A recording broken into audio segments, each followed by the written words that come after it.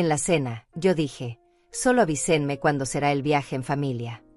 Mi hijo respondió, tú no eres parte del viaje y mucho menos de la familia. Puedes olvidarlo. Todos en la mesa se rieron a carcajadas. Yo simplemente me fui. Eso fue hace 4 días. 4 días que parecen 4 años. 4 días en los que todo cambió, aunque nadie lo notó excepto yo. Ahora estoy aquí, sentada frente a Lucía Mezza, en su oficina con olor a café y papel viejo, mientras ella revisa un documento que yo misma le entregué hace 2 días. Lucía tiene 58 años, pero parece que el tiempo le respeta. Usa lentes que cuelgan de una cadena dorada y tiene esa mirada que no juzga pero tampoco perdona tonterías. Es abogada desde antes de que yo me casara. La conocí en una boda hace décadas, cuando ambas éramos otras personas. Nunca pensé que algún día estaría sentada frente a ella por algo así. El sobremanila está sobre el escritorio. Es grande, grueso, sellado. Tiene el nombre de mi hijo escrito con letra de molde, Renato Godínez. Lucía lo toca con la punta de los dedos, como si supiera exactamente lo que significa. Y sí lo sabe. Lo sabe porque ella misma lo preparó. ¿Estás segura, Florencia? Me pregunta por tercera vez en la última hora. No es que dude de mí. Es que quiere asegurarse de que yo no dude de mí misma. Lucía conoce bien este tipo de casos. Sabe que muchas mujeres llegan hasta aquí y luego retroceden. Sabe que el amor de madre puede ser la cadena más pesada que existe. Pero yo no voy a retroceder. Estoy segura, le digo. Mi voz suena firme, más firme de lo que me he escuchado en años. Tal vez en décadas. Lucía asiente despacio, toma una pluma y me la extiende. Es una pluma plateada, elegante, de esas que pesan en la mano. La tomo y siento el frío del metal contra mis dedos. Hay 3 copias del documento frente a mí. Todas dicen lo mismo.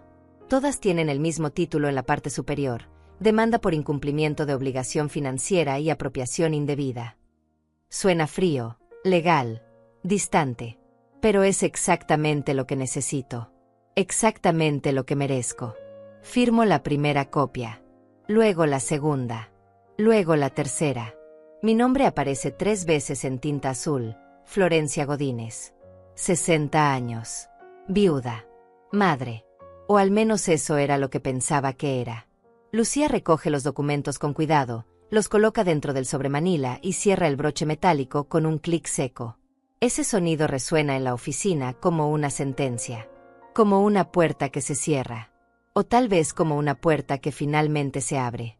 Mañana a primera hora se notifica, dice Lucía mientras escribe algo en su agenda. El proceso ya está en marcha. No hay vuelta atrás. Florencia. ¿Lo entiendes? Sí, lo entiendo. Lo entiendo perfectamente. No hay vuelta atrás. Y eso no me asusta. Lo que me asusta es que debí haber hecho esto hace años. Salgo de la oficina con una sensación extraña en el pecho. No es alivio. Todavía no. Tampoco es tristeza. Es algo intermedio. Algo que no tiene nombre pero que pesa menos que antes. Camino despacio por la calle, con mi bolso colgando del hombro y los lentes de sol puestos aunque el día está nublado. No quiero que nadie vea mis ojos. No porque esté llorando, sino porque no quiero explicar por qué no estoy llorando. Me detengo frente a una tienda de flores. Hay girasoles en la entrada, grandes, amarillos, vivos. Los miro un momento y pienso en comprar uno. Pero no lo hago. Ya no necesito llenar mi casa con cosas bonitas para sentirme acompañada. Ya no necesito nada de eso. Sigo caminando. Llego a mi casa cuando el sol ya está cayendo. Es una casa pequeña, de 2 pisos, con jardín al frente y una puerta de madera que mi esposo pintó de rojo hace 20 años. Él murió hace 12. 12 años en los que esta casa ha sido mi refugio, mi cárcel, mi memoria. 12 años en los que he vivido sola pero nunca en paz. Entro y cierro la puerta detrás de mí. El silencio me recibe como siempre. Dejo el bolso en la mesa de la entrada, me quito los zapatos y camino descalza hasta la sala. Me siento en el sofá, el mismo sofá donde mi hijo se sentó la última vez que vino a pedirme dinero. Eso fue hace 3 meses. No vino a visitarme. Vino a pedirme $15,000. Y yo se los di. Como siempre. Cierro los ojos y respiro hondo. El aire entra pesado, como si tuviera polvo. Tal vez lo tiene. Hace días que no limpio. Hace días que no hago nada más que pensar. Pensar en todo. En cómo llegué hasta aquí. En cómo permití que todo llegara hasta aquí. Pienso en Renato. En mi hijo. En el niño que cargué en brazos, que alimenté, que cuidé cuando tenía fiebre. En el adolescente rebelde que me gritaba pero que al final siempre volvía a abrazarme. En el hombre que formó una familia y que, según él, ya no me necesita. Excepto cuando necesita dinero. Pienso en la cena de hace 4 días. Pienso en sus palabras. Tú no eres parte del viaje y mucho menos de la familia. Todavía las escucho. Todavía siento el peso de cada sílaba. No fue lo que dijo. Fue como lo dijo. Con esa tranquilidad. Con esa frialdad. Como si estuviera hablando del clima. Como si yo no fuera su madre. Como si no fuera nada. Y todos se rieron. Paola, su esposa, fue la primera. Una risa corta, aguda, llena de satisfacción. Luego Diego, mi nieto de 8 años, que ni siquiera entiende por qué se ríe pero que imita todo lo que hacen sus padres. Y finalmente Renato. Él se rió último, pero fue el que más disfrutó hacerlo. Yo no dije nada. Me levanté, tomé mi suéter del respaldo de la silla, y me fui. No hubo gritos. No hubo llanto. No hubo drama. Solo silencio. Mi silencio. Y ese silencio fue más fuerte que cualquier cosa que hubiera podido decir. Abro los ojos y miro el techo de mi sala. Hay una mancha de humedad en la esquina que lleva meses ahí. Debería llamar a alguien para que la repare. Pero no lo hago. No tengo ganas. No tengo ganas de nada que no sea esto. Estar aquí, quieta, sintiendo como todo finalmente empieza a tener sentido. El sobre Manila ya está sellado. La demanda ya está firmada. Mañana, Renato recibirá la notificación. Y entonces sabré si realmente soy su madre o si solo fui su banco todos estos años. 4 días antes de firmar esos documentos, yo estaba nerviosa como una niña antes de su primera comunión. Me había arreglado el cabello, me había puesto el vestido beige que Renato me regaló el año pasado en mi cumpleaños, y llevaba en las manos una caja envuelta en papel plateado. Adentro había un juego de toallas bordadas que vi en el mercado y que pensé que le gustarían a Paola. Siempre he intentado caerle bien. Siempre he fallado. La casa de Renato está en una zona residencial nueva, de esas donde todas las casas parecen iguales pero cuestan una fortuna. Portón eléctrico, jardín perfectamente cortado, 2 autos en la entrada. Uno de esos autos lo pagué yo. Bueno, técnicamente fue un préstamo. $30,000 que nunca me devolvió. Pero eso no importaba esa noche. Esa noche yo solo quería estar con mi familia. Toqué el timbre y esperé. Escuché pasos adentro, risas, música baja. Luego la puerta se abrió y ahí estaba Diego, mi nieto, con su tablet en la mano y los audífonos colgando del cuello. «Hola, abuela», dijo sin mirarme realmente. Sus ojos seguían en la pantalla. «Hola, mi amor. ¿Cómo estás?» «Bien». Y se dio la vuelta, dejando la puerta abierta para que yo entrara sola. Cerré la puerta detrás de mí y caminé hacia la sala. La casa olía a comida recién hecha. Algo con ajo y tomate. Renato estaba en el sofá, también con el celular en la mano. Levantó la vista un segundo cuando me vio. «Hola, mamá». «Hola, hijo. Traje algo para Paola». Levanté la caja como si fuera un trofeo. Él asintió sin mucho interés y volvió a su pantalla. «Está en la cocina». Caminé hacia allá con la caja apretada contra mi pecho. Paola estaba de espaldas, revolviendo algo en una olla grande. Llevaba el cabello recogido en una cola alta y usaba un delantal gris que decía Queen of the Kitchen en letras doradas. «Hola, Paola». Ella volteó apenas, sin sonreír. «Ah, Florencia. Llegaste». No dijo «qué bueno verte» ni «gracias por venir». Solo llegaste. Como si fuera una sorpresa indeseada pero inevitable. «Sí, traje esto para ti». Le extendí la caja. Ella la tomó sin mirarla realmente, la dejó sobre la barra de la cocina y siguió revolviendo su olla. «¡Qué detalle!», dijo con un tono que claramente significaba lo contrario. Me quedé ahí parada, sin saber qué hacer con mis manos. Finalmente pregunté, ¿puedo ayudarte en algo? No, ya está todo listo. Ah, bueno. Entonces me siento. Ajá.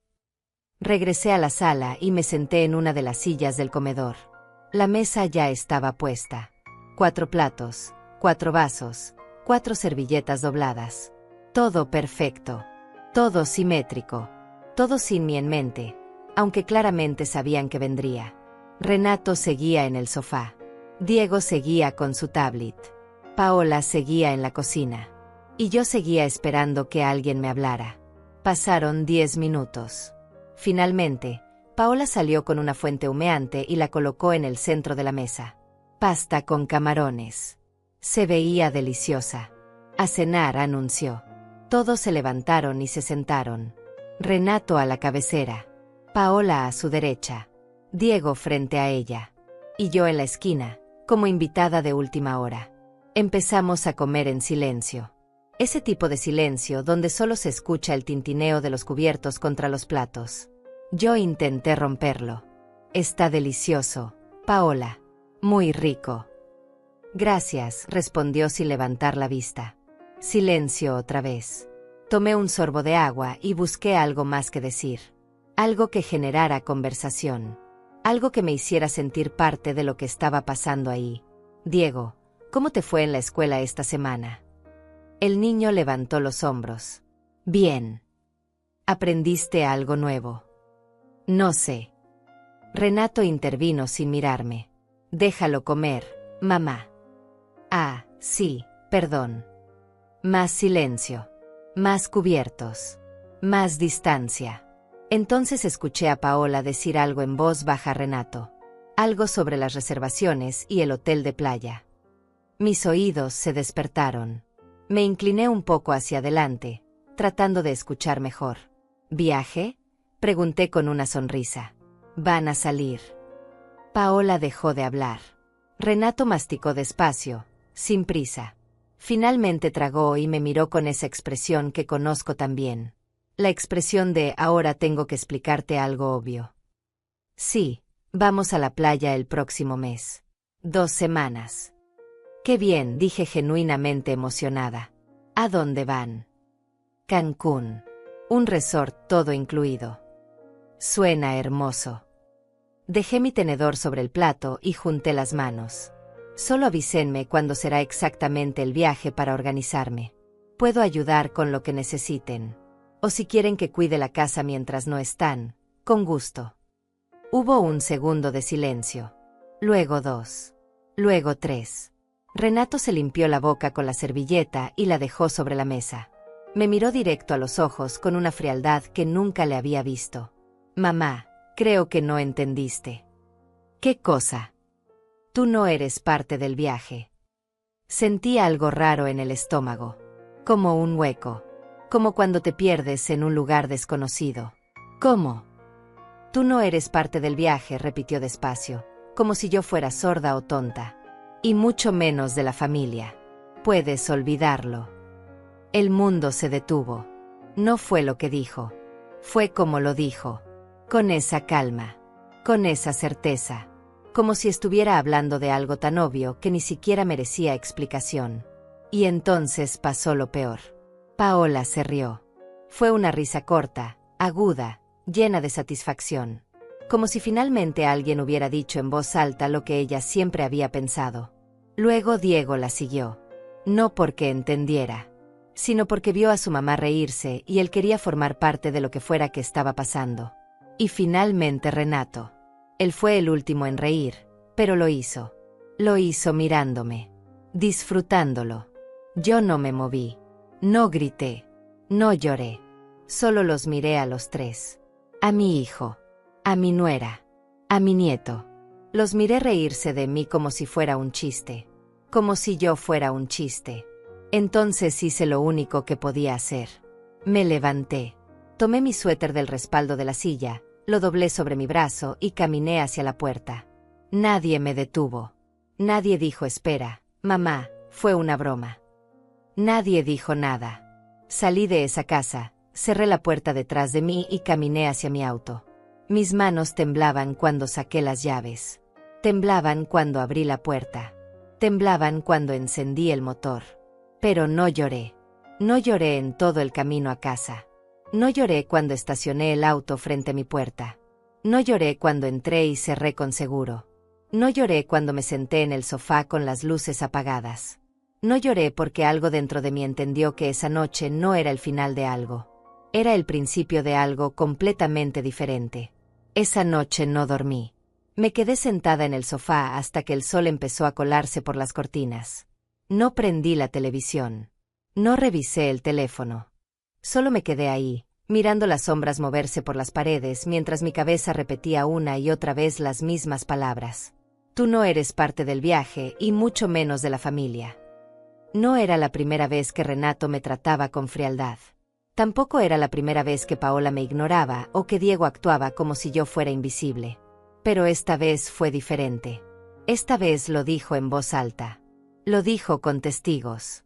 Lo dijo como una sentencia final. Y todos se rieron. Cuando amaneció, seguía en el mismo lugar. Mis piernas estaban entumecidas. Mi espalda dolía. Pero mi mente estaba más despierta que nunca. Me levanté despacio. Caminé a la cocina y puse agua a calentar. Preparé café sin pensar. 3 cucharadas. Agua hirviendo. Revolver despacio. Los mismos movimientos de siempre. Pero nada se sentía igual. Me senté a la mesa con la taza humeante entre las manos y miré por la ventana. Los vecinos ya estaban despiertos. El señor Arturo regaba sus plantas. La señora Celia sacaba la basura. Todo seguía moviéndose como si nada hubiera pasado. Pero para mí, algo había cambiado. Algo se había roto. Y no era mi corazón. Era algo más profundo. Era la imagen que tenía de mí misma. Durante años, me definí por ser madre. Después de que murió mi esposo, Renato se convirtió en mi mundo. En mi razón para levantarme. En mi propósito. Todo lo que hacía era pensando en él. En su futuro. En su bienestar. En su felicidad. Cuando terminó la universidad, le compré su primer auto. $8,000 que saqué de mis ahorros. Es un regalo, mamá me dijo. No tienes que preocuparte, te lo voy a pagar. Nunca lo hizo. Cuando quiso abrir su negocio, hipotequé esta casa para prestarle $80,000. Es un préstamo, mamá me dijo. En 2 años te lo devuelvo con intereses.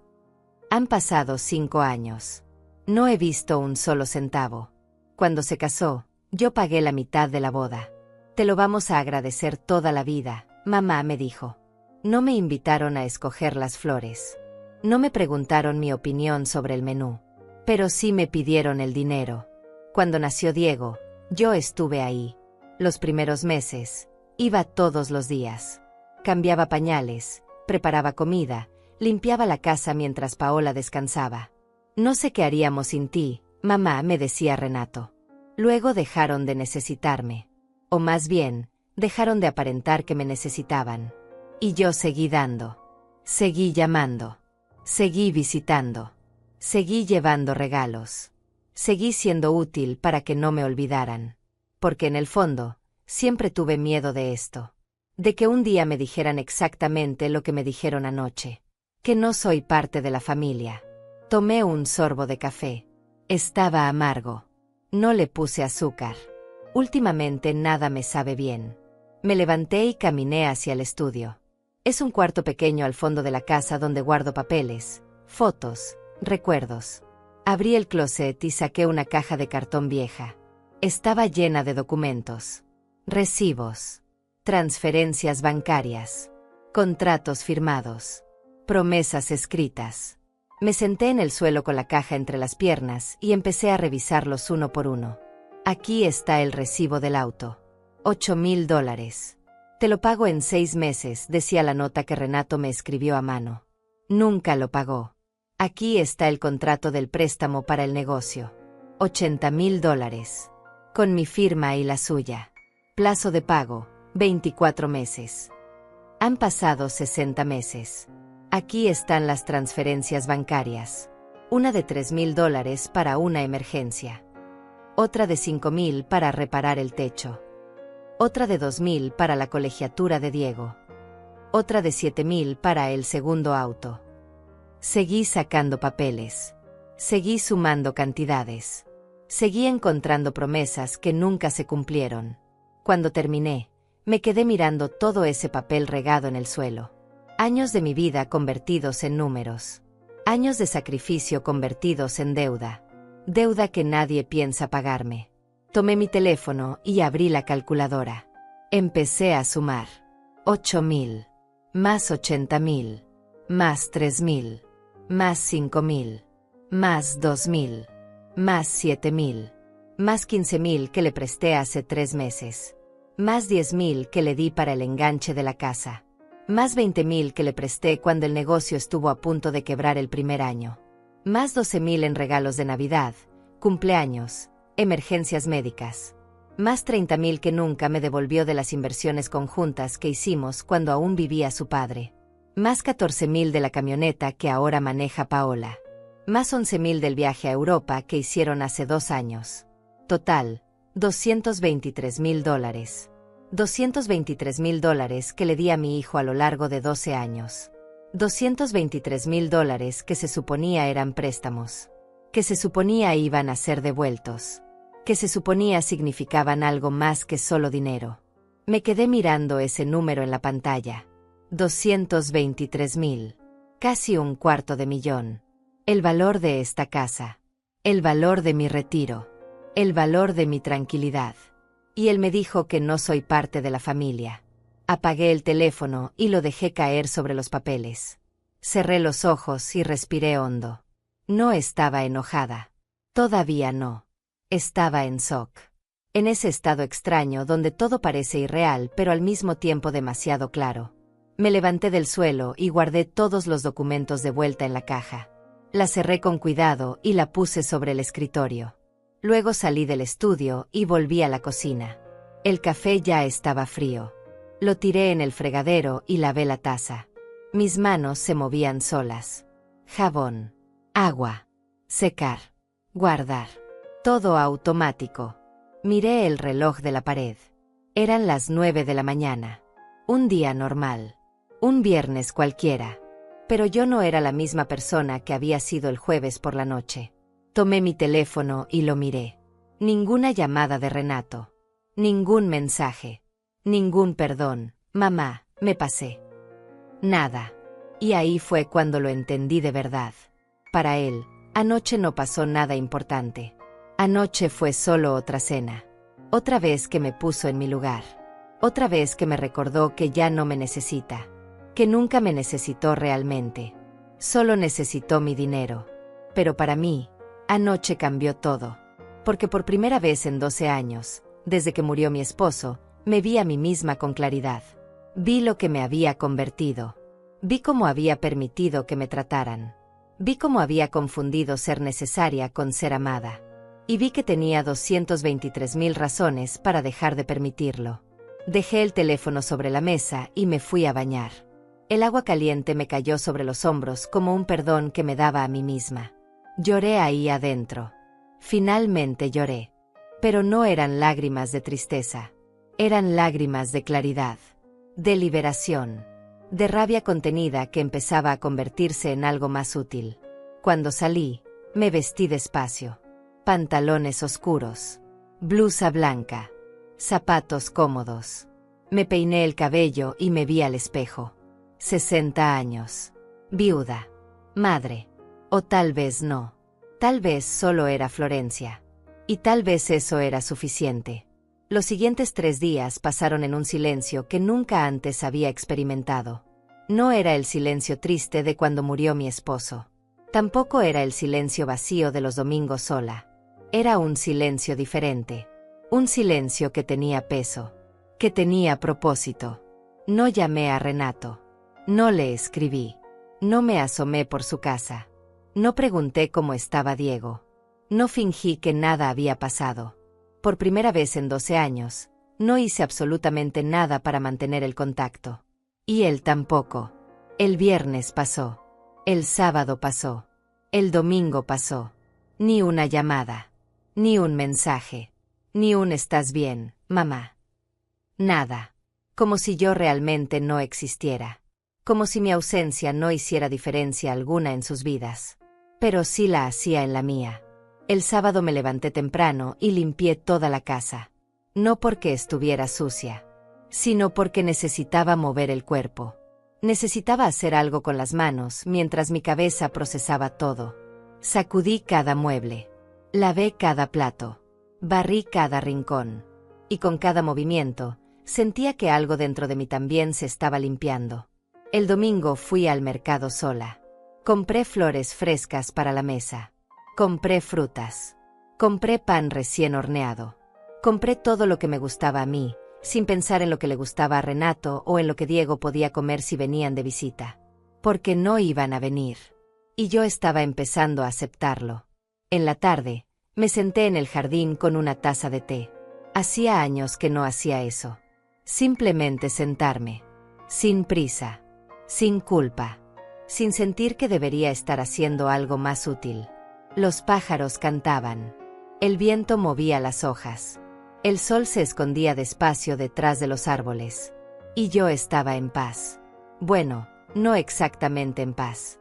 Pero estaba más cerca de eso de lo que había estado en mucho tiempo. El lunes por la mañana tomé una decisión. Abrí el closet del estudio, saqué la caja de documentos y la puse sobre la mesa del comedor. La abrí y volví a sacar todos los papeles. Todos los recibos. Todas las transferencias. Todas las pruebas de que mi hijo me debía más de $200,000. Tomé mi teléfono y busqué en los contactos. Ahí estaba. Lucía Mezza. La había conocido hace años en una boda. Ella era abogada, especializada en derecho familiar y civil. Habíamos hablado un par de veces en reuniones sociales. Siempre me pareció una mujer seria, directa, de las que no pierden el tiempo. Le escribí un mensaje. Hola, Lucía. Soy Florencia Godínez. No sé si me recuerdas. Nos conocimos en la boda de la hija de Ernestina hace unos años. Necesito asesoría legal. ¿Tienes tiempo esta semana? Mandé el mensaje y dejé el teléfono sobre la mesa. No esperaba respuesta inmediata. Pero 5 minutos después, el teléfono vibró. Claro que te recuerdo, Florencia. Mañana a las 10 de la mañana te viene bien. Perfecto. Ahí estaré. Te mando la dirección de mi oficina. Y así fue como terminé el lunes. Con una cita programada. Con una decisión tomada. Con un camino nuevo que daba miedo, pero que se sentía correcto. Esa noche revisé todos los documentos de nuevo. Los organicé por fecha. Los separé por tipo. Préstamos. Transferencias. Regalos que debieron ser reembolsados. Promesas escritas. Todo lo que pudiera servir. Metí todo en una carpeta nueva que compré en la papelería de la esquina. Una carpeta color café. Sencilla. Profesional. La cerré y la dejé lista junto a mi bolso. Me fui a dormir más temprano de lo normal. Pero otra vez no pude. Me quedé mirando el techo, pensando en todo. En cómo había llegado hasta aquí. En cómo una madre llega al punto de demandar a su propio hijo. Pero luego pensé en las palabras de Renato. Tú no eres parte de la familia. Y entonces supe que no estaba demandando a mi hijo. Estaba recuperando mi dignidad. El martes amaneció gris. Nubes bajas que amenazaban con lluvia, pero que nunca se decidían a soltar el agua. Me vestí con cuidado. Pantalones negros. Blusa beige. Un saco ligero. Nada exagerado. Nada dramático. Solo presentable. Llegué a la oficina de Lucía 15 minutos antes de la cita. Estaba en un edificio pequeño de 3 pisos en el centro. Subí las escaleras despacio, con la carpeta apretada contra mi pecho. La recepción era simple. Un escritorio. Una secretaria joven que me sonrió cuando entré. Florencia Godínez. Sí. La licenciada la está esperando. Segunda puerta a la izquierda. Caminé por el pasillo. Las paredes estaban llenas de diplomas y certificados. Toqué la puerta. Adelante. Entré. Lucía estaba sentada detrás de un escritorio de madera. Tenía el cabello corto, canoso, bien peinado. Usaba lentes que colgaban de una cadena dorada. Cuando me vio, se levantó y me extendió la mano. Florencia, qué gusto verte. Igualmente. Lucía, gracias por recibirme. Siéntate, por favor. Me senté frente a ella. Coloqué la carpeta sobre mis piernas. Lucía se acomodó en su silla y me miró con atención. Cuéntame, ¿en qué puedo ayudarte? Respiré hondo. No sabía por dónde empezar. Así que empecé por lo más reciente. Hace 4 días, mi hijo me dijo que no soy parte de su familia. Lucía no cambió su expresión. Solo asintió. ¿En qué contexto? En una cena. Frente a su esposa y mi nieto. Todos se rieron. Entiendo. ¿Y qué pasó después? Me fui. No he hablado con él desde entonces. ¿Él te ha buscado? No. Lucía tomó una pluma y un cuaderno. ¿Esto es la primera vez que pasa algo así? No. Pero es la primera vez que lo dice tan claro. ¿Qué tipo de relación tienen? Complicada. Bajé la mirada. Él es mi único hijo. Su padre murió hace 12 años. Desde entonces, he estado sola. Siempre lo apoyé. Siempre lo ayudé. Con todo. Con todo incluye dinero. Sí. ¿Cuánto dinero? Abrí la carpeta y saqué la hoja donde había hecho las sumas. Se la extendí. Lucía la tomó y la leyó en silencio. Sus ojos recorrieron cada línea, cada cantidad, cada fecha.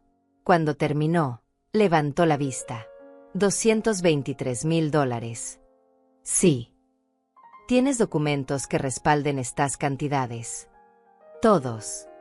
Saqué el resto de los papeles y los coloqué sobre el escritorio. Recibos, transferencias, contratos firmados, promesas escritas. Lucía empezó a revisarlos uno por uno. No dijo nada durante varios minutos. Solo leía. Solo analizaba. Finalmente, dejó todo sobre el escritorio y se quitó los lentes. Florencia, ¿qué es lo que quieres hacer? Esa pregunta me tomó por sorpresa. No porque no supiera la respuesta, sino porque era la primera vez que alguien me la hacía. Quiero que me devuelva lo que me debe. ¿Estás dispuesta a ir a un proceso legal? Sí. Aunque sea tu hijo. Precisamente porque es mi hijo. Lucía asintió despacio. Entiendo. Esto no va a ser fácil. No emocionalmente. Lo sé. Él va a enojarse. Su familia va a ponerse en tu contra. Van a decir cosas. Van a intentar hacerte sentir culpable. Ya lo hacen. Lucía me miró fijamente. ¿Estás segura? Completamente. Ella tomó su pluma y empezó a escribir. Entonces vamos a empezar. Primero necesito que me autorices formalmente para representarte. Luego vamos a preparar la demanda. Con estos documentos, tenemos un caso sólido. ¿Cuánto tiempo tomará? Depende. Pero si todo está en orden, podemos notificarlo en menos de una semana. Una semana. 7 días para que Renato supiera que su madre ya no era el banco que siempre tuvo disponible. Hagámoslo, dije. Y así empezó todo. Salí de la oficina de Lucía con una sensación extraña en el pecho. No era alivio. No era miedo. Era algo intermedio. Algo que no tenía nombre. Caminé despacio por la calle, con mi bolso colgando del hombro y la carpeta vacía en la mano.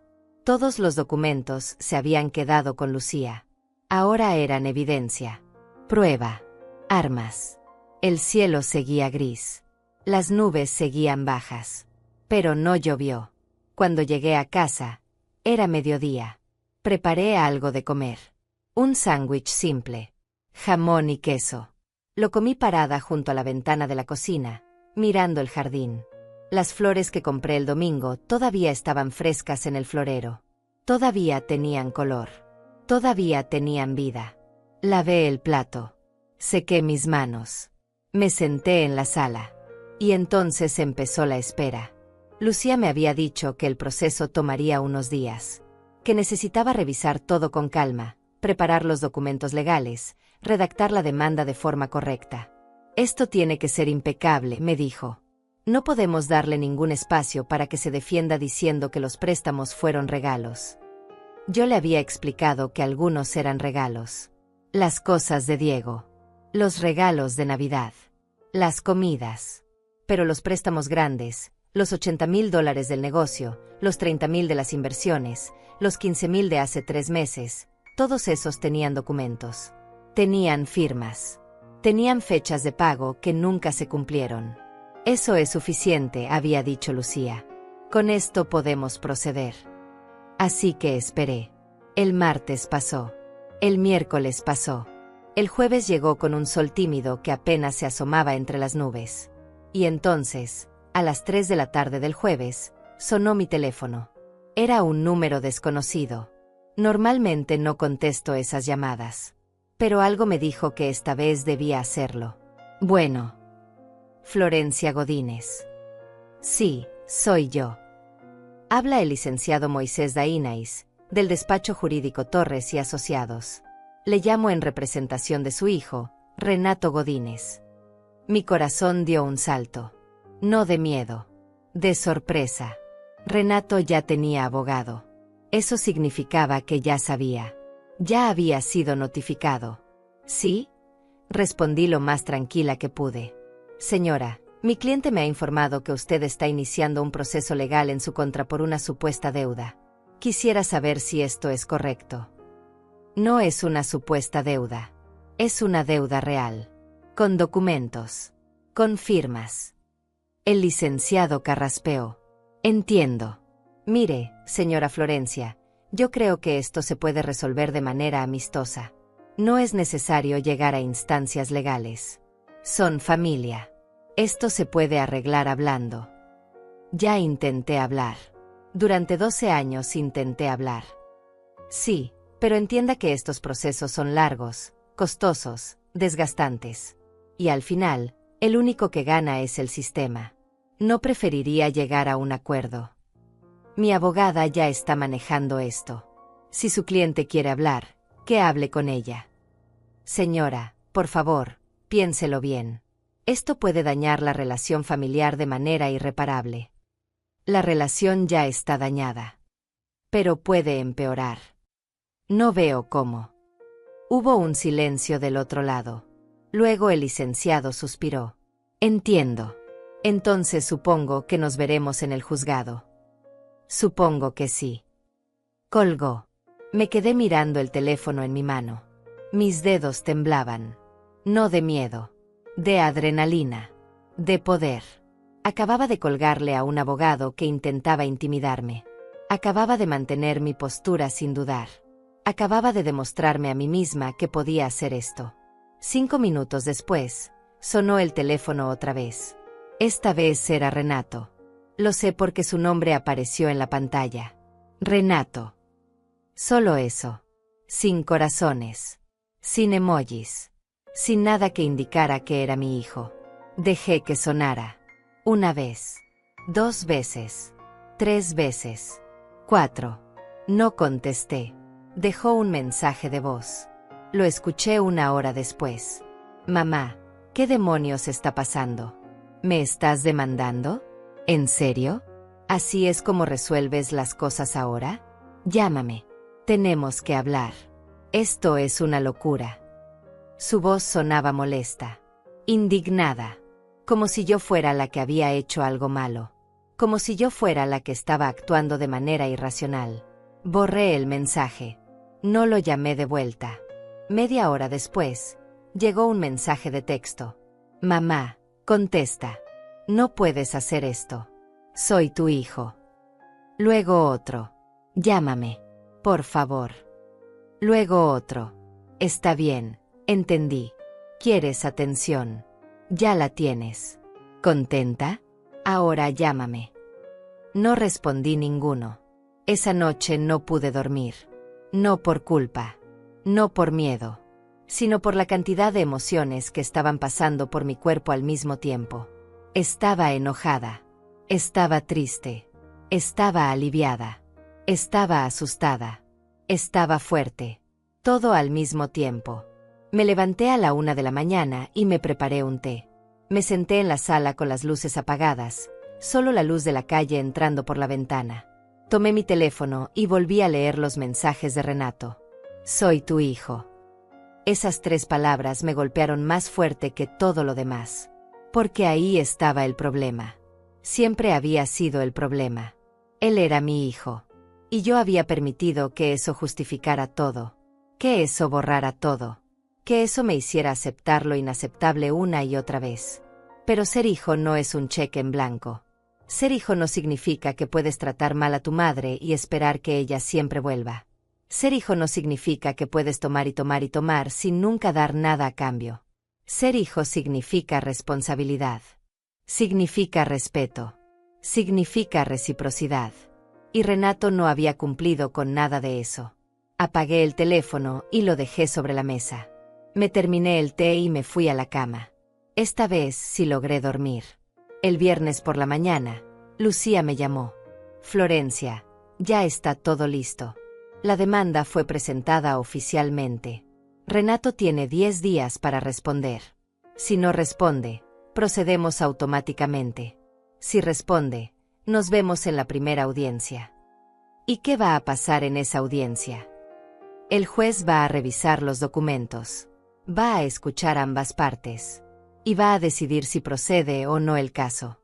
Con la evidencia que tienes, estoy casi segura de que va a proceder. Y después. Después viene el proceso de recuperación. Podemos solicitar embargo de cuentas, de bienes, de propiedades. Todo depende de cómo responda él. Embargo. Sí. Si él no paga voluntariamente, el juez puede ordenar que se congelen sus cuentas bancarias hasta que se cubra la deuda. Sentía algo en el estómago. No era culpa. Era poder. Era justicia. Era la sensación de que finalmente las cosas se estaban equilibrando. Está bien, dije. Sigamos adelante. Perfecto. Te mantendré informada de cualquier novedad. Colgamos. Me quedé sentada en el sofá, mirando el teléfono en mi mano. Todo estaba en marcha. Todo estaba pasando. No había vuelta atrás. Esa tarde salí a caminar. Necesitaba aire. Necesitaba mover el cuerpo. Caminé por el parque cerca de mi casa. Había niños jugando. Parejas sentadas en las bancas. Señores mayores haciendo ejercicio. La vida seguía. El mundo seguía. Y yo también. Me senté en una banca bajo un árbol grande. Cerré los ojos y respiré hondo. El aire olía a pasto recién cortado. A tierra mojada. A comienzo. Pensé en mi esposo. En lo que él diría si estuviera aquí. Probablemente me diría que estoy haciendo lo correcto. Que Renato necesita aprender. Que el amor no significa aguantar todo. O tal vez me diría que estoy exagerando. Que es nuestro hijo. Que las familias no se demandan. Pero él no está aquí. Y yo sí. Y esta decisión es mía. Abrí los ojos y miré el cielo. Las nubes finalmente se habían ido. El sol brillaba limpio.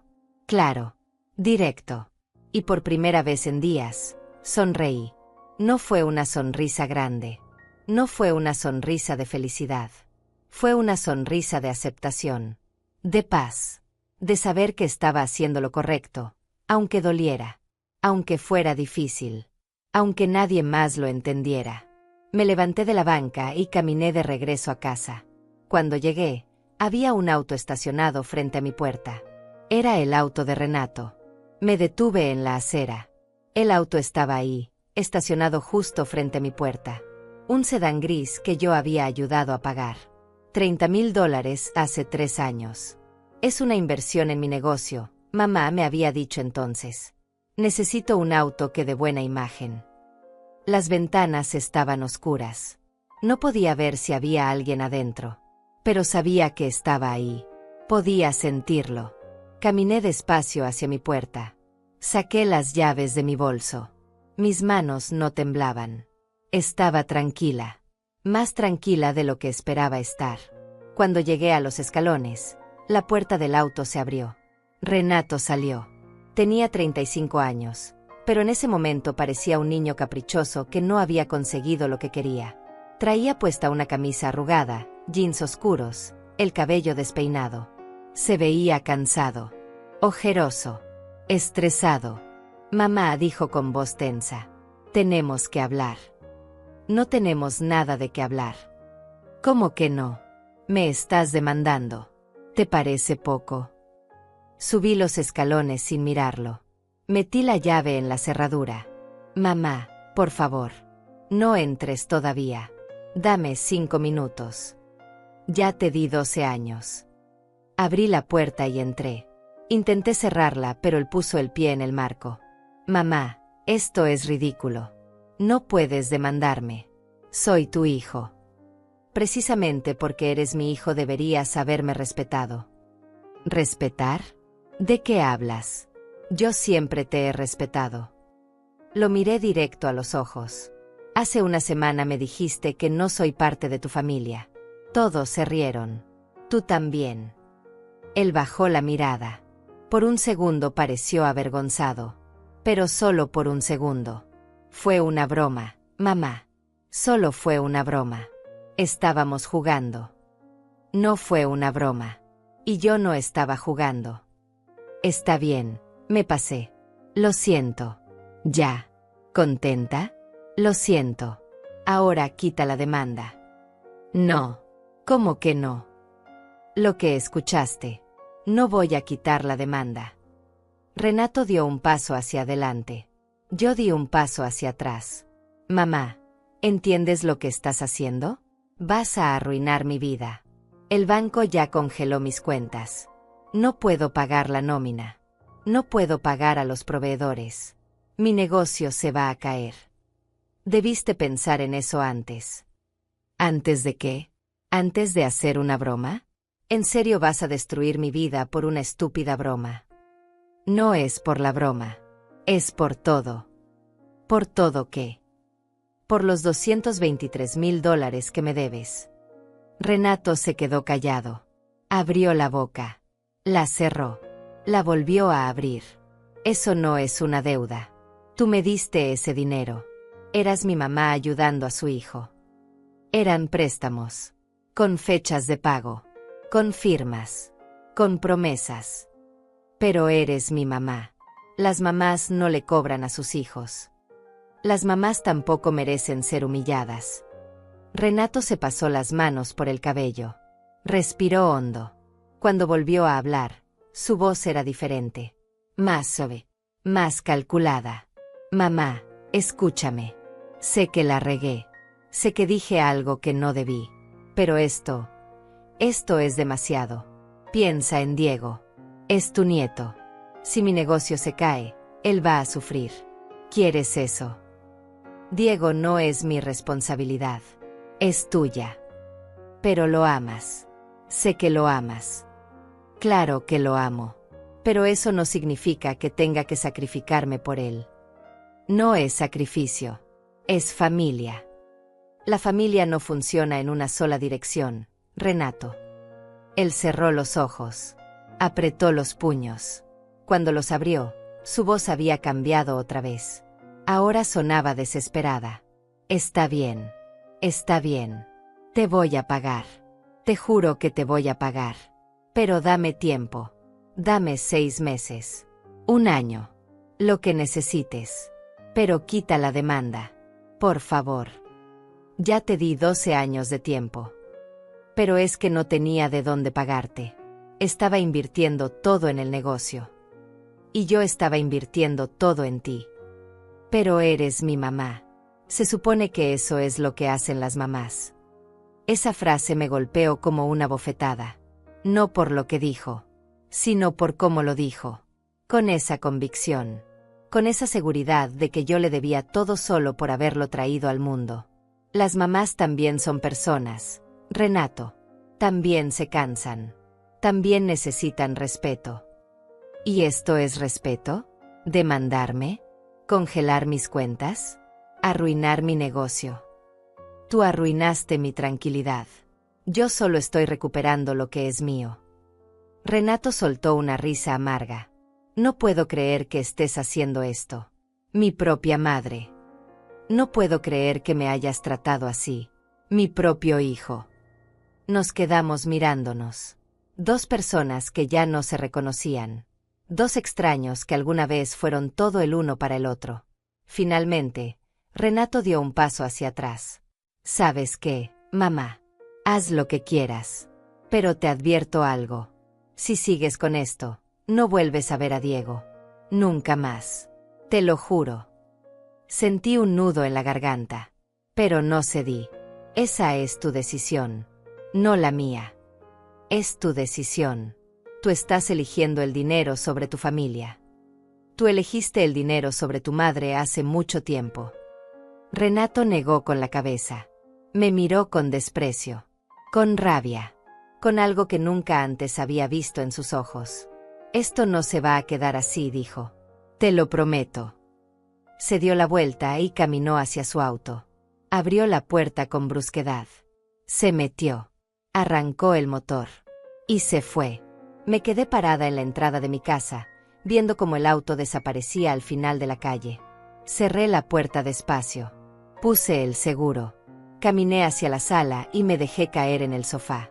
Ahí fue cuando me di cuenta de que estaba temblando. No de miedo. De rabia. De tristeza. De alivio. Todo junto. Cerré los ojos y dejé que las lágrimas salieran. Lloré en silencio. Lloré por lo que pudo haber sido y nunca fue. Lloré por las promesas rotas. Lloré por los años perdidos. Lloré por la madre que intenté ser y que nunca fue suficiente. Pero también lloré de alivio. Porque finalmente había dicho todo lo que necesitaba decir. Finalmente me había parado firme. Finalmente había elegido mi dignidad sobre su comodidad. El teléfono sonó. Era Paola. No contesté. Volvió a sonar. Era ella otra vez. No contesté. Llegó un mensaje de texto. Florencia, tienes que parar esto. Estás siendo egoísta. Piensa en tu nieto. Bloqueé el número. Llegó otro mensaje. Esta vez de un número desconocido. Señora Godínez, soy la mamá de Paola. No sé qué está pasando entre ustedes, pero lo que está haciendo no está bien. Los hijos se equivocan. Las madres perdonan. Así es como funciona. Bloqueé ese número también. Me levanté del sofá y fui a la cocina. Preparé café. Me senté a la mesa. Tomé mi teléfono y llamé a Lucía. ¿Florencia? ¿Estás bien? Sí. Renato vino a mi casa. ¿Qué pasó? Intentó que quitara la demanda. Le dije que no. ¿Cómo reaccionó? Me amenazó.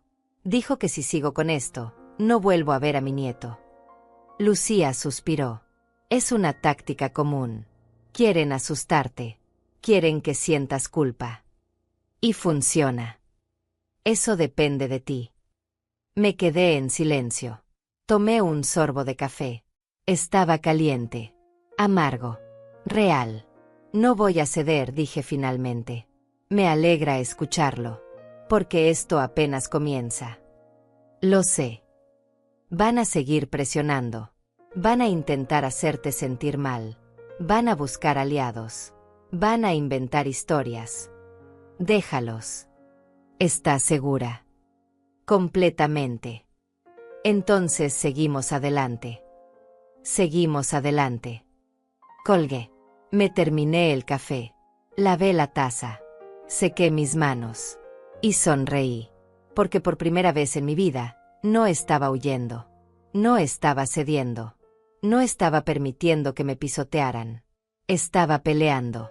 Y aunque doliera, aunque asustara, aunque me costara todo, sabía que estaba haciendo lo correcto. Los siguientes días fueron una batalla silenciosa. No hubo gritos. No hubo golpes. Pero hubo guerra. Una guerra hecha de mensajes ignorados, llamadas no contestadas, y miradas de los vecinos que ya empezaban a hablar. El sábado por la mañana, Lucía me llamó con noticias.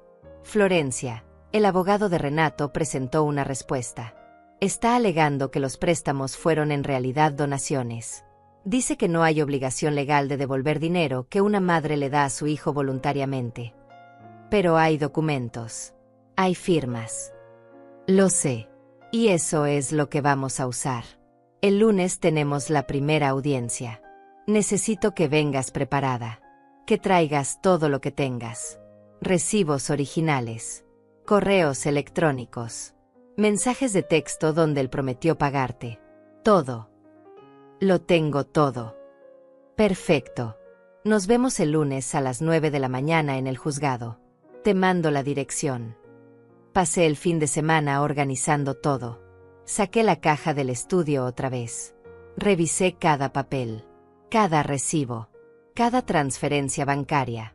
Busqué en mi correo electrónico todos los mensajes donde Renato me pedía dinero. Encontré docenas. Mamá, necesito 5,000 para una emergencia. Te pago en 2 meses. Mamá, el banco me está presionando. ¿Puedes prestarme 10,000? Te lo devuelvo con intereses. Mamá, solo esta última vez. Te juro que es la última. Imprimí todo. Lo organicé por fecha. Lo guardé en una carpeta nueva. El domingo me fui a dormir temprano. Quería estar descansada. Quería estar lúcida. Quería estar fuerte. Pero no pude dormir. Me quedé despierta pensando en todo. En cómo había llegado hasta aquí. En si estaba haciendo lo correcto. En si mi esposo estaría orgulloso de mí o decepcionado. A las 4 de la mañana me levanté.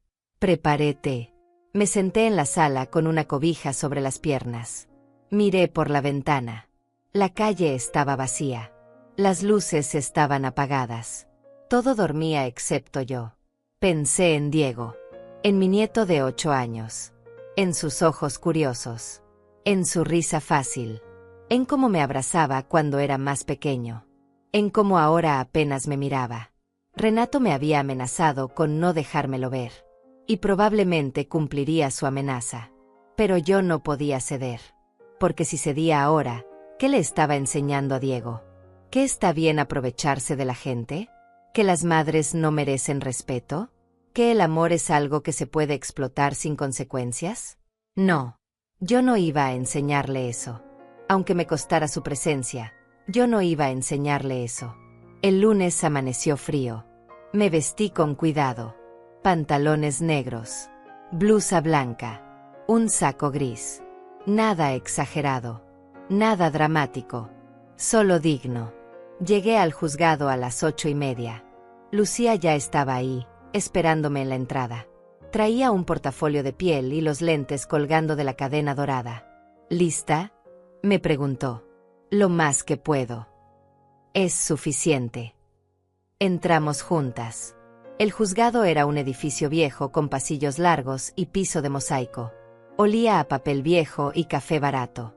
Había gente esperando en bancas de madera. Algunos hablaban en voz baja. Otros solo miraban el suelo. Nos sentamos en una banca cerca de la sala de audiencias. Lucía revisó los documentos una última vez. Recuerda, me dijo. Sé clara. Sé directa. No te pongas emocional. Solo responde lo que te pregunten. Nada más. Entendido. A las 9 en punto, se abrió la puerta de la sala. Una secretaria salió con una tablilla. Caso Godínez contra Godínez. Me levanté. Las piernas me temblaban un poco. Lucía me tomó del brazo. Tranquila. Tú puedes. Entramos. La sala era pequeña. Había un escritorio grande al frente donde estaba el juez. Un hombre mayor con lentes gruesos y una expresión seria. A un lado estaban las bancas para los abogados y las partes. Y del otro lado estaba Renato. Lo vi y sentí algo en el pecho. No sé si fue dolor o rabia o tristeza. Tal vez todo junto. Estaba sentado junto a su abogado, el licenciado Moisés Dainais. Un hombre joven con traje oscuro y corbata roja. Renato me miró cuando entré. Yo no aparté la vista. Nos miramos por 3 segundos que parecieron 3 horas. Luego me senté junto a Lucía. El juez habló primero. Buenos días. Estamos aquí para revisar la demanda presentada por la señora Florencia Godínez contra el señor Renato Godínez por concepto de deuda no pagada. La parte demandante está lista. Lucía se levantó. Sí, su señoría. La parte demandada. El licenciado Dainais se levantó. Sí, su señoría. Proceda la parte demandante. Lucía sacó los documentos. Los colocó sobre la mesa. Empezó a hablar con voz clara y firme. Su señoría, mi clienta está demandando a su hijo por la devolución de $223,000 prestados a lo largo de 12 años. Tenemos evidencia documental de cada una de estas transacciones. Contratos firmados. Transferencias bancarias. Correos electrónicos donde el demandado prometió devolver el dinero. Todo está documentado. El juez tomó los papeles y empezó a revisarlos. Pasaron varios minutos. Nadie habló. Solo se escuchaba el ruido de las hojas al pasar. Finalmente, el juez levantó la vista. La parte demandada tiene algo que decir. El licenciado Dainais se levantó. Sí, su señoría. Nosotros alegamos que estos no fueron préstamos sino donaciones. La señora Godínez le daba dinero a su hijo voluntariamente. No había obligación legal de devolución. Es una práctica común entre familiares. El juez miró a Renato. Señor Godínez. Renato se levantó. Tragó saliva. Sí, su señoría. Mi mamá siempre me ayudaba. Pero nunca fue con la condición de que yo le pagara. Ella lo hacía porque quería. Porque era mi mamá. El juez volvió a mirar los documentos. Sacó uno en particular. Lo leyó en voz alta. Aquí hay un contrato firmado por ambas partes. Fecha: 15 de marzo de 2020. Monto: $80,000. Concepto: préstamo para inicio de negocio. Plazo de pago: 24 meses. Firma del prestamista: Florencia Godínez. Firma del prestatario: Renato Godínez. El juez levantó la vista. Esto no parece una donación. El licenciado Dainais carraspeó. Su señoría, mi cliente firma lo que su madre le pide que firme. Pero eso no significa que hubiera una intención real de cobrar. ¿Y por qué firmaría la señora Godínez un documento así si no tenía intención de cobrar? Silencio. El juez volvió a revisar los papeles. Luego miró a Lucía. ¿Tiene algo más que agregar? Lucía se levantó. Sí, su señoría. Además de los documentos formales, tenemos mensajes de texto donde el señor Godínez promete explícitamente devolver el dinero. Correos electrónicos donde pide préstamos, no regalos. Y testimonios de que la señora Godínez hipotecó su casa para darle ese dinero. Esto no fue una donación. Fue un sacrificio que el demandado nunca ha honrado. El juez asintió despacio. Entiendo. Miró a Renato. Señor Godínez, ¿tiene manera de pagar esta deuda? Renato se puso pálido. No, su señoría. No en este momento. ¿Cuánto puede pagar mensualmente? Yo. No lo sé. Mi negocio está pasando por dificultades. Tiene bienes. El licenciado Dainais intervino. Su señoría, mi cliente tiene una casa y 2 vehículos. Pero todo está a nombre de su esposa. El juez alzó una ceja. ¿A nombre de su esposa? Sí, su señoría. ¿Y cuándo se hicieron esas transferencias de propiedad? El licenciado dudó. Recientemente. ¿Qué tan recientemente? La semana pasada. El juez cerró los ojos. Negó con la cabeza. Señor Godínez, usted transfirió todos sus bienes a nombre de su esposa después de saber que su madre lo iba a demandar. Renato no contestó. Responda la pregunta. Sí, su señoría. El juez golpeó la mesa con un bolígrafo. Eso se llama ocultamiento de bienes. Es ilegal. Y no me agrada nada. El licenciado Dainais intentó hablar. Su señoría, solo fue una medida preventiva. Una medida preventiva para evadir sus responsabilidades. El juez lo interrumpió. No me gusta esto. No me gusta nada. Miró a Lucía. La parte demandante solicita embargo preventivo. Lucía asintió. Sí, su señoría. Solicitamos congelamiento de cuentas bancarias y embargo de los bienes transferidos. El juez escribió algo. Concedido. Se ordena el congelamiento inmediato de todas las cuentas bancarias del señor Renato Godínez. Y se inicia investigación sobre las transferencias de propiedad para determinar si fueron hechas de mala fe. Renato se levantó de golpe. Pero eso va a arruinar mi negocio. El juez lo miró con frialdad. Señor Godínez, usted le debe a su madre $223,000. Tiene documentos firmados. Tiene promesas incumplidas. Y encima intentó ocultar sus bienes. No está en posición de protestar. Pero es mi mamá. Las familias no se demandan. Las familias tampoco se aprovechan unas de otras. El juez golpeó su escritorio con el mazo. La demanda procede. Siguiente audiencia en 30 días. Ahí determinaremos el plan de pago. Se levanta la sesión. Todo terminó. Salimos de la sala en silencio. Renato se quedó adentro con su abogado. No volteé a verlo. No quise ver su cara. No quise ver su rabia o su miedo o lo que fuera que estuviera sintiendo. Lucía me tomó del brazo cuando llegamos al pasillo. Lo hiciste muy bien. No dije nada. Exacto. Dejaste que los documentos hablaran por ti. Salimos del juzgado. El sol brillaba afuera. Hacía calor. La ciudad se movía. La vida seguía. Me detuve en la acera y respiré hondo. ¿Qué sigue?, le pregunté a Lucía. Ahora esperamos. Sus cuentas ya están congeladas. No puede mover dinero. No puede vender nada. Tiene 30 días para presentar un plan de pago. Si no lo hace, procedemos con el embargo total. ¿Y si presenta el plan? Entonces el juez decide si es justo o no y tú decides si lo aceptas. Asentí despacio. Gracias, Lucía. No me agradezcas todavía. Esto apenas empieza. Pero yo sabía que no. Esto ya había terminado. Al menos la parte más difícil. Porque yo ya había ganado. No había ganado dinero. Todavía no. Pero había ganado algo más importante. Había ganado mi dignidad. La noticia del embargo se propagó rápido. Más rápido de lo que esperaba. Para el martes por la tarde, mi teléfono no paraba de sonar. Números desconocidos. Mensajes de gente que no había escuchado en años. Conocidos de Renato. Amigos de Paola. Hasta la mamá de la maestra de Diego me escribió. Todos decían lo mismo con diferentes palabras. Que estaba exagerando. Que las madres no hacen eso. Que estaba destruyendo a mi propia familia. Que debería avergonzarme. Que el dinero no vale más que la sangre. Que Dios me iba a castigar por esto. Bloqueé todos los números.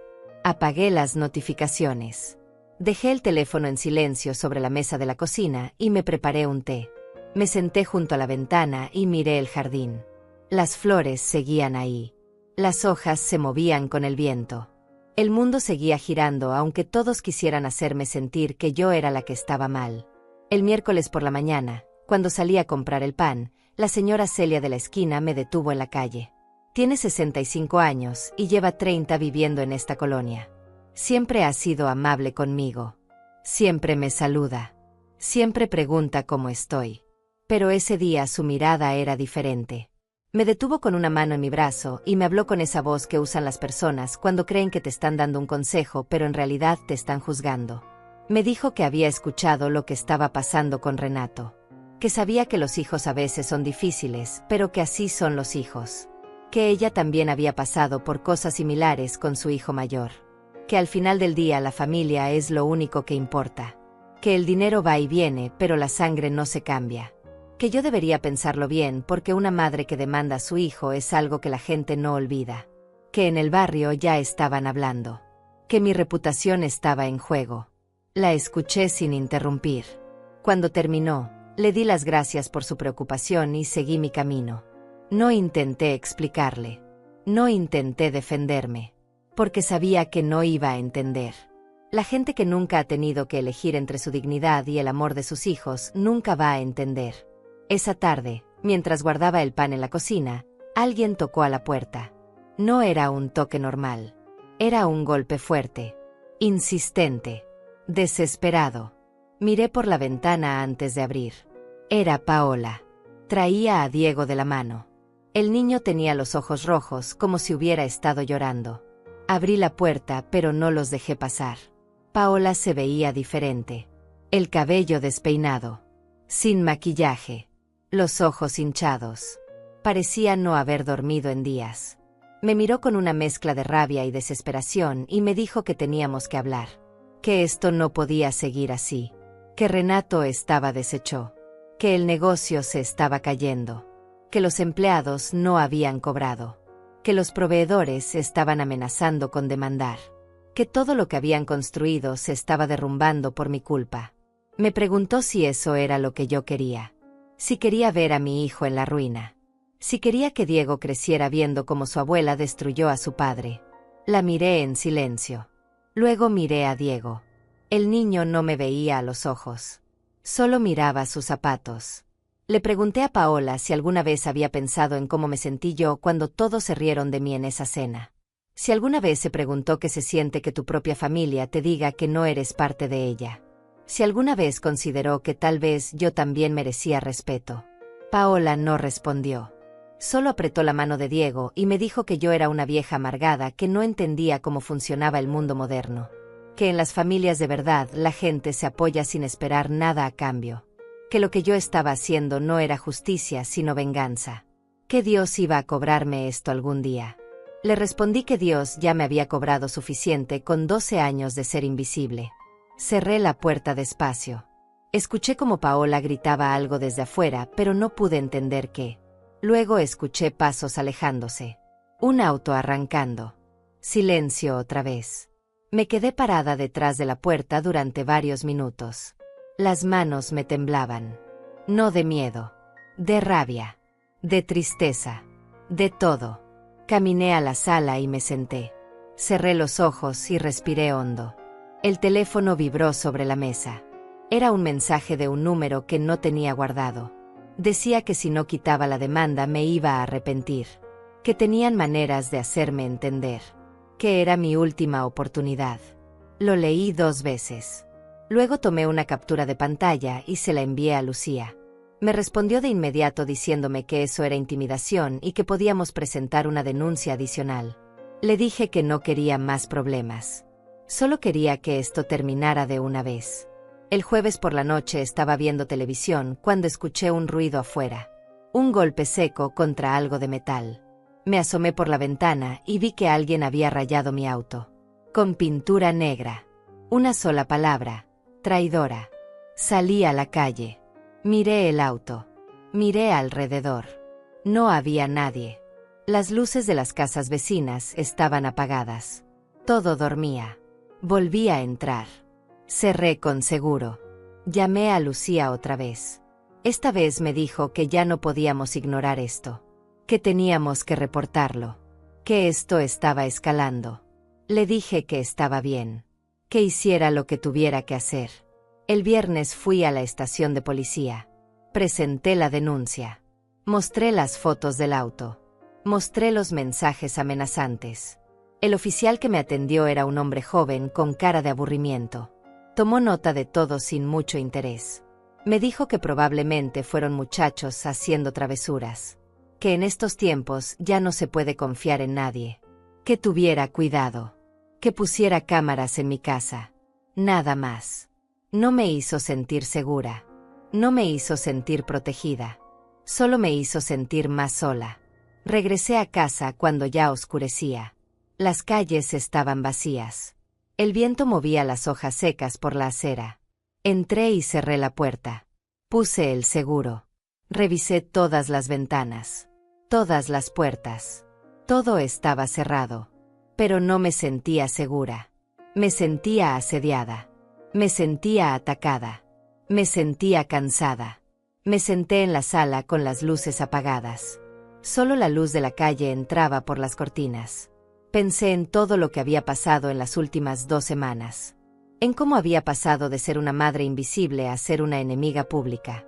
En cómo había pasado de no existir para ellos a ser lo único en lo que pensaban. En cómo el dinero había cambiado todo. O tal vez no había cambiado nada. Tal vez solo había revelado lo que siempre estuvo ahí. El teléfono vibró. Era Lucía. Me escribía para decirme que Renato había presentado una contrapropuesta. Ofrecía pagar $50,000 en 5 años. 10,000 por año. Me preguntaba si quería considerarlo. Hice los cálculos en mi cabeza. 50,000 de 223,000. Menos de una cuarta parte. Y en 5 años. Cuando yo ya tendría 65. Si es que vivía tanto. Si es que él cumplía. Si es que todo salía bien. Le respondí a Lucía que no. Que eso no era aceptable. Que o pagaba todo o nos veíamos en el juicio final. Ella me dijo que estaba bien. Que era mi decisión. Que ella me apoyaba. Que nos veríamos en la siguiente audiencia. Esa noche dormí mejor que en días. No porque estuviera tranquila, sino porque estaba segura. Segura de que estaba haciendo lo correcto. Segura de que no iba a ceder. Segura de que esto terminaría como tenía que terminar. Pasaron 3 semanas más antes de la siguiente audiencia. 3 semanas en las que el mundo pareció detenerse y acelerarse al mismo tiempo. 3 semanas en las que aprendí que la soledad puede ser tanto un castigo como un regalo. Dejé de salir tanto. Dejé de contestar llamadas. Dejé de explicarme. Simplemente existí en mi propia burbuja, esperando que el proceso legal siguiera su curso. Lucía me llamaba cada 2 días para mantenerme informada. Me decía que el abogado de Renato seguía intentando negociar. Que habían subido la oferta a $70,000 en 3 años. Luego a $90,000 en 2 años. Cada vez que me llamaba con una nueva propuesta, mi respuesta era la misma. No hasta que fuera una cantidad justa y un plazo razonable. No hasta que hubiera un reconocimiento real de la deuda completa. La mañana de la audiencia final me levanté antes del amanecer. Preparé café. Me senté en la cocina y miré por la ventana como el cielo pasaba de negro a gris a rosa. Había algo simbólico en ese amanecer. Como si el universo me estuviera diciendo que después de la oscuridad siempre viene la luz. Me vestí con el mismo saco gris y la blusa blanca que había usado en la primera audiencia. Me peiné el cabello con cuidado. Me puse los aretes de perla que mi esposo me regaló en nuestro 20º aniversario. Me miré al espejo y vi a una mujer diferente de la que había sido hace un mes. Vi a alguien que había aprendido a decir no. Alguien que había aprendido que el amor propio no es egoísmo. Llegué al juzgado media hora antes. Lucía ya estaba ahí con su portafolio de piel y su expresión serena que me tranquilizaba solo con verla. Me dijo que había noticias. Que esa mañana temprano el abogado de Renato había llamado con una oferta final. $140,000 pagados en 18 meses. Era más de la mitad de la deuda. Era un plazo razonable. Era algo que técnicamente podía considerarse un acuerdo justo. Me quedé en silencio pensando. Lucía me explicó que si aceptaba esa oferta, todo terminaría hoy. Que el juez ratificaría el acuerdo. Que Renato tendría que cumplir o enfrentar consecuencias penales. Que yo recibiría ese dinero y podría cerrar este capítulo de mi vida. Pero también me dijo algo más. Me dijo que si no me parecía suficiente, podíamos seguir adelante.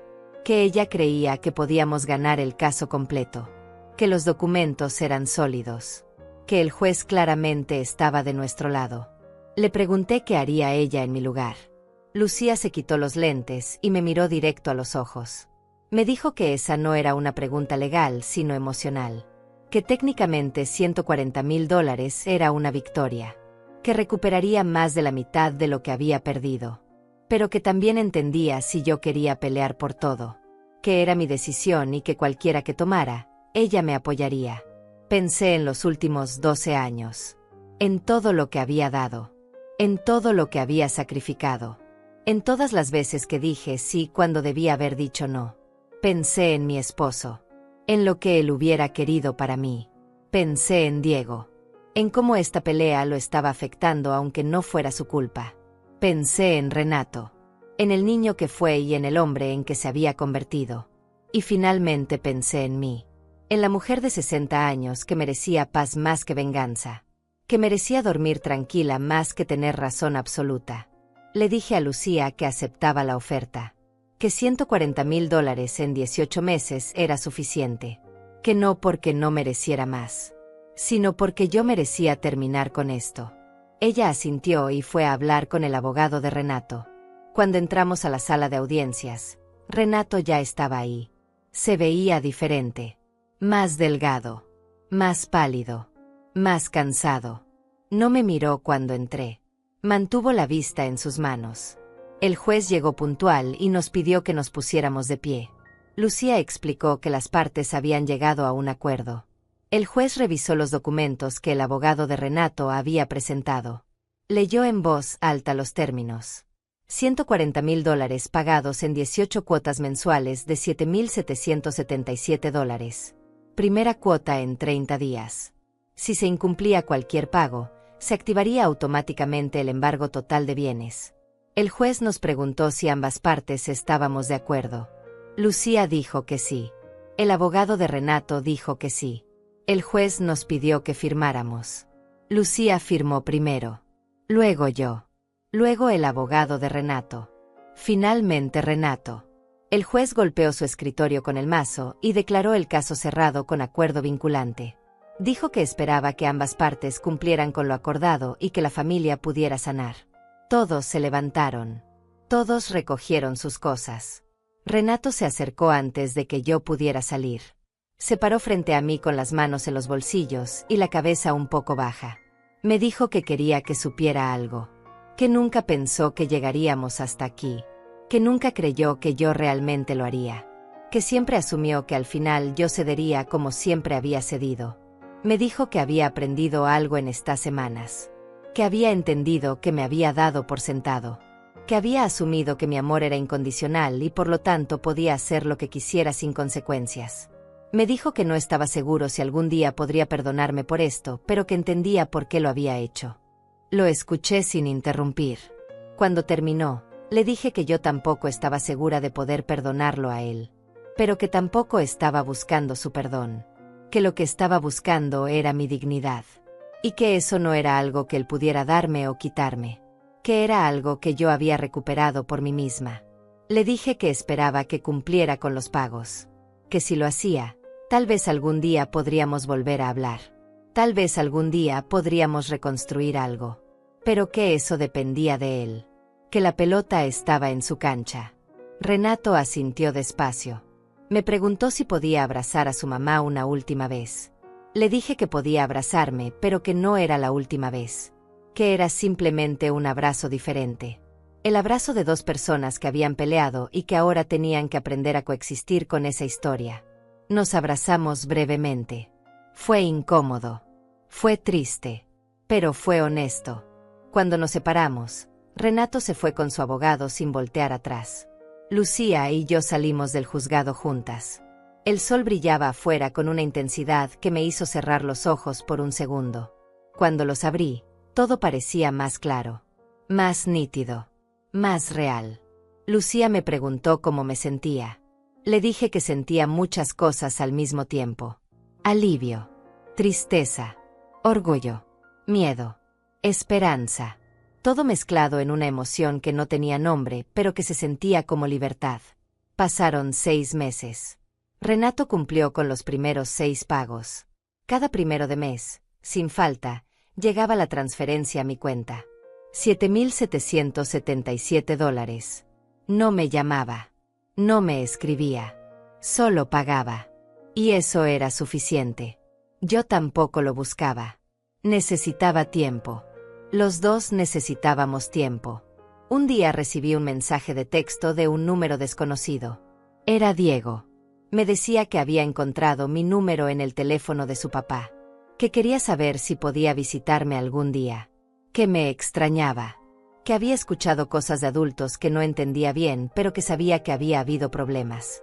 Que solo quería ver a su abuela. Le respondí que por supuesto que podía visitarme. Que las puertas de mi casa siempre estarían abiertas para él. Que lo amaba. Que nada de lo que había pasado entre su papá y yo cambiaba eso. 2 semanas después, Renato me llamó. Me preguntó si era cierto que Diego me había escrito. Le dije que sí. Me preguntó si realmente estaba bien que él viniera. Le dije que más que bien. Que Diego no tenía culpa de nada y que no iba a castigarlo por los errores de los adultos. Renato se quedó en silencio por un momento. Luego me dijo que el siguiente domingo me lo traería, que podíamos pasar la tarde juntos, que él regresaría a recogerlo más tarde. Ese domingo preparé el almuerzo favorito de Diego: pasta con albóndigas. Limpié la casa. Puse flores frescas en la mesa.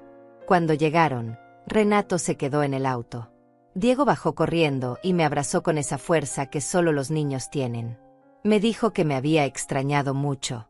Yo le dije que yo también. Pasamos la tarde jugando, hablando, riendo, como antes, como siempre debió ser. Cuando Renato vino a recogerlo, subió hasta la puerta. Me dio las gracias. Le dije que no tenía que agradecer nada, que Diego era mi nieto y que siempre sería bienvenido. Renato asintió. Nos despedimos con un saludo cordial, todavía distante, todavía incómodo, pero menos hostil que antes. Hoy, cuando me siento en mi jardín con una taza de té y miro las flores que planté hace unos meses, pienso en todo lo que pasó. Pienso en la mujer que era hace un año, en cómo permitía que me trataran, en cómo confundía el amor con el sacrificio. Y me doy cuenta de algo importante. No perdí a mi familia cuando puse límites. Recuperé mi dignidad. Y tal vez, solo tal vez, al hacer eso también les di a ellos la oportunidad de aprender algo que nunca hubieran aprendido de otra manera. Que el amor verdadero no es incondicional. Que el respeto es la base de toda relación. Que las madres también son personas con límites y necesidades. Y que nunca, nunca es tarde para elegirse a una misma. Si estás leyendo esto y te identificas con mi historia, quiero que sepas algo. No eres egoísta por poner límites. No eres mala madre por exigir respeto. No eres traidora por defenderte. Eres simplemente humana. Y mereces dignidad tanto como cualquier otra persona. A veces el amor más valiente que podemos dar es el amor propio.